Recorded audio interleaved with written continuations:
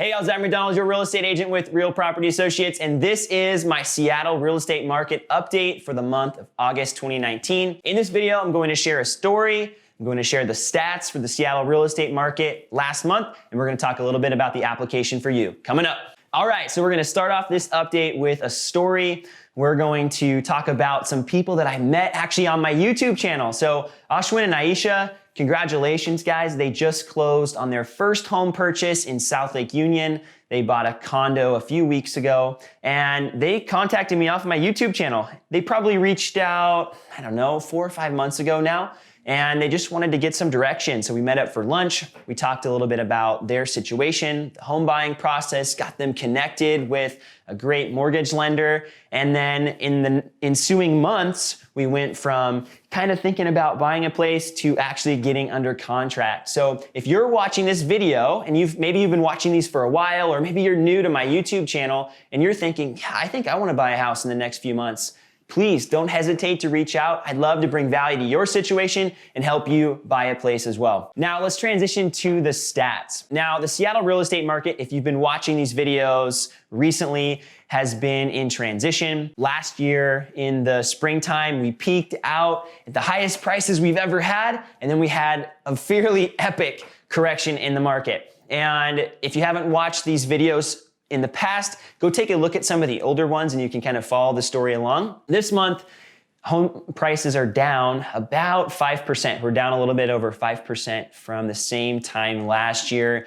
This is about the time where we just saw a super steep decline in home prices, and that decline continued all the way into the beginning of this year. Now, we'll talk about a few of the factors I think that contributed to that steep decline. A little bit of a parentheses, this time of year, typically we start to see home prices correct a little bit, if you want to call it, for the year. Prices will peak out in the spring, early summer, and then kind of trail off a little bit into the fall and beginning of winter. So that's normal. What we saw last year wasn't normal. So when we're talking about home prices being down a little bit over last year, again, this market has definitely cooled.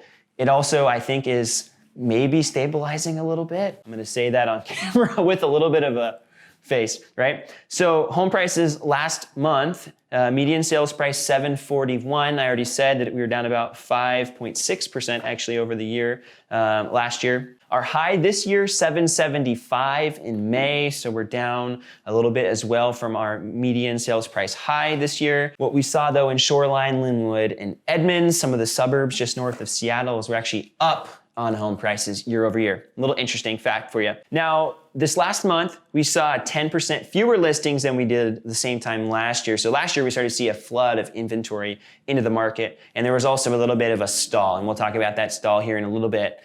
We also saw 15% more pending sales this year over last year, so more people were buying as well. So fewer listings, more people buying.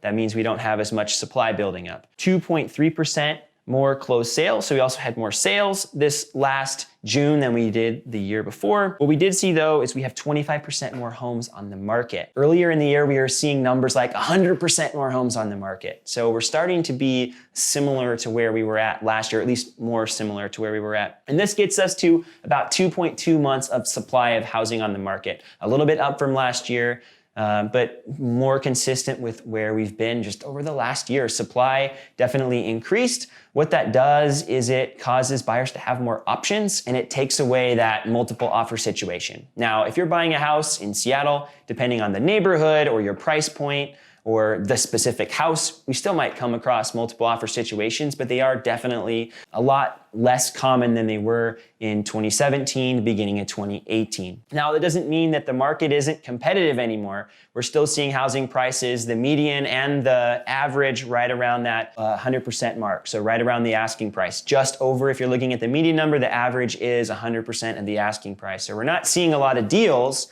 in the Seattle real estate market, but we're also not seeing a lot of price escalation. So as a seller, you still have a relatively strong negotiating position if you're willing to be patient.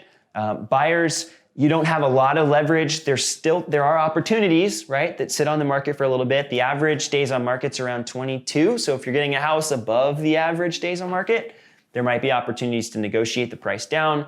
if you're getting a house, in the average or below or near that median, which is only 10 days on the market, maybe a more desirable property, there's not a ton of negotiating room, but it's still good info to know, just kind of knowing what you're getting yourself into. Now, I want to share a few things that I think contributed to the market correction last year that are a little bit different this year. So we might see what I've been talking about is actually finishing the year out ahead of where we did last year versus below where we're at this current point. So let's talk about the first one, the Fed funds rate, short-term interest rates. And this is controlled by the Fed. So the Federal Reserve. So last year, they upped the rate 4 different times. And it was essentially a sign of a healthy economy is the idea, right? We're confident in the economy's booming, let's raise that short-term rate and let's start capitalizing it, right? And also hedge on inflation a little bit. Now, what we saw is a massive reaction in response to that, at least I think in the real estate market. We saw Seattle and a lot of the other major real estate markets really did stall out last year when that happened. And you can see the first raise was in March, the second one was in June, then September, and then December. But the market just kept getting worse and worse and worse as this happens. Now, this last month, they actually dropped the rate for the first time since 2018. Last week, actually, they dropped that rate. So it'll be interesting to see what kind of impact that has on the housing market. I don't know if dropping the rates is necessarily going to stimulate the housing market, but I don't think it's going to continue to impact it in a negative way like we've been seeing. As far as my other thoughts about the dropping of the rate, I don't really want to go into it. I'm sure you have your own. I have my own. Part of me is like, and part of me is like, cool, they dropped the rate. So I don't really want to get into it on this video. I do think, though, that the other part to talk about is just interest rates in general. Now, the Fed funds rate is not directly correlated to housing market mortgage interest rates, but there is an indirect correlation. And what we saw last year is that the mortgage rates also were climbing. So we had the Fed funds rate going up, and then maybe some kind of ancillary impact. We saw the mortgage rates going up, and mortgage rates went up to almost 5% last year. And if we were to look, and this is according to the Freddie Mac mortgage market survey, right? I'm not a loan officer. I'm not going to quote actual interest rates for you, but according to Freddie Mac's weekly survey, interest rates were getting close to that 5% mark back in November 2018.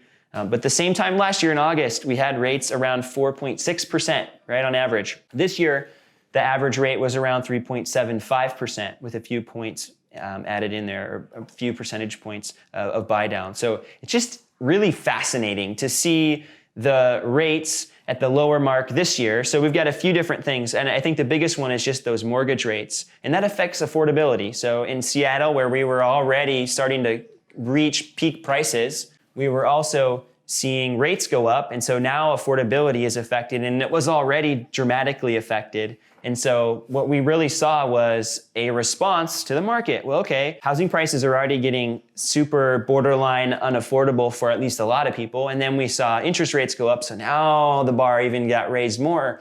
So maybe if you were somebody thinking about making a move, you couldn't afford to make that move you wanted to, or you couldn't make that purchase that you wanted to. So you just sat on the sidelines. And I think that was a big contributing factor to last year's prices. And so this year, with mortgage rates going down this time of year, or at least more stabilizing, Freddie Mac's survey, their quote of the week, I'll just read it because I think it's interesting. They say mortgage rates have essentially stabilized over the last 2 months, which reflects the recovery and improvement in the economy from the malaise earlier in the year. Going forward, the combination of low mortgage rates, tight labor market, and high consumer confidence should set up the housing market for continued improvement in the home sales heading into the summer and early fall. I have similar sentiment.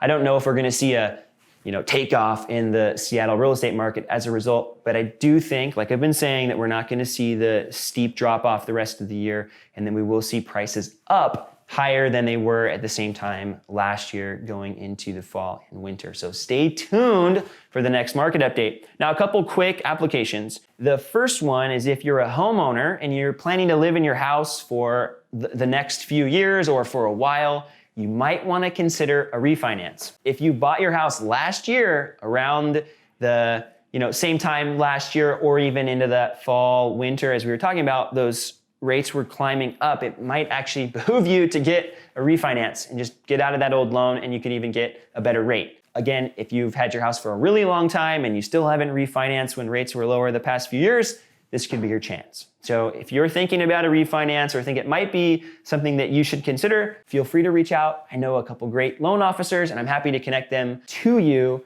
if that's what you're looking for. Second application, buyers. Interest rates are down again, and housing prices are going to mellow out the rest of the year. So at least that's my thoughts. So if you're thinking about buying this year, kind of got the perfect storm. Interest rates are down again. Housing prices are probably going to remain similar to what they're at or go down a little bit as they do historically this time of year. So if you're a buyer, this is going to be your better time in 2019 to make a home purchase. Thanks so much for watching this market update. I super appreciate your attention and I value it highly. If you found this video valuable, which I know you did, please consider subscribing to my channel, especially if you made it all the way to the end. That means you actually wanted to hear what I had to say. So let's go ahead and hit that subscribe button. Thanks so much for watching and we'll talk to you soon. Bye for now.